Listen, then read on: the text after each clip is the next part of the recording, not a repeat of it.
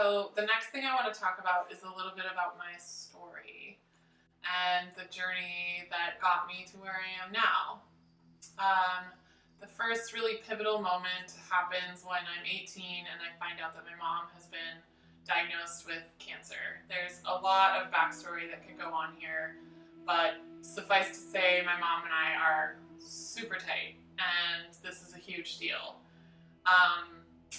It ends up influencing my academic endeavors, and I begin studying nursing until I hit a wall within the program and realize that that's not the place for me, and I begin to pivot into preventative and alternative medicine. So I move up to Portland, I go to massage school, I start working for the farmers markets and learning about local food systems, seasonal eating, all of this sort of bigger picture, foundational understandings to what is now a huge part of my holistic nutrition philosophy. But I'm experiencing all of this for the first time.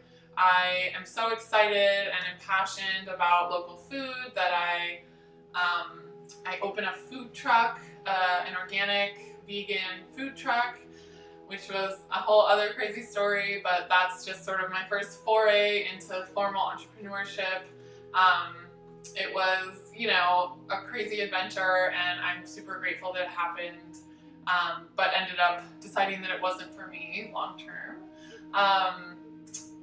In 2012, I decided to, after about 3 or 4 years of personal private practice of this technique called clarity breathwork, I decided to go for the full shebang and go take the clarity breathwork 4-part training in Costa Rica at the Pachamama Eco Village, a community based around transformation and meditation and healthy healing lifestyle. An incredible place that has taught me so much, and was really an incubator for pretty huge transformation for me during that time.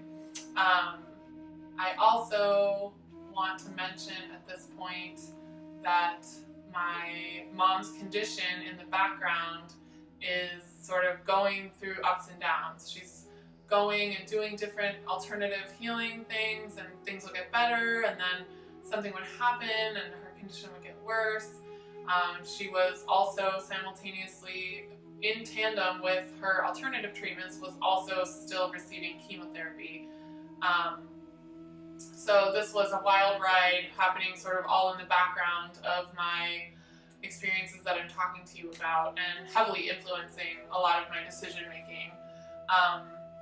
In 2013, her condition became, I was doing a lot of traveling back and forth to visit her, to help take care of her, to just be around her. And I eventually in 2013 decided to move to the East Coast full time to be close to her. And I also at that point joined an online health coaching training program called the Institute for Integrative Nutrition. I'm sure you've heard of it. They have a pretty intense multi-level marketing thing going on. So they have they're all over the internet. More so than when I first started, but it was really the push that I needed to get more into the center stage of my project. I worked for a while doing coaching and one-on-one stuff with folks, really valuable work, and I think can really be helpful to help people sort of unpack their relationships to food and help them develop new habits and get goals and have support around those goals.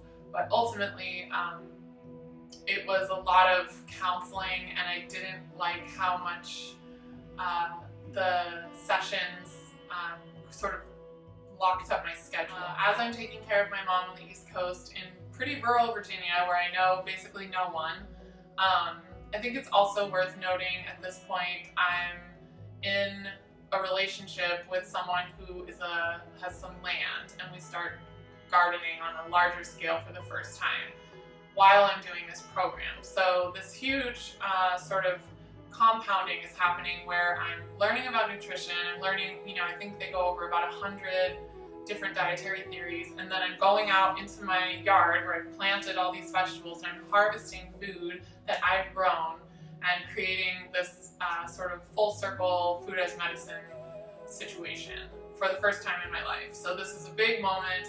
I am more engaged and involved and intentional about what I'm eating, and I'm experimenting, I'm trying, juicing and cleansing and like doing all of these different experimental diets,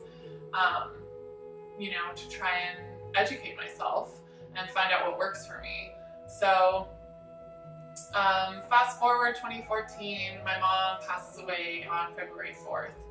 This was another huge moment, which also has a whole other story that I could get into, but basically this is like the point in the story where my world burns down, and I wake up and I look around and there's just flames and ashes everywhere.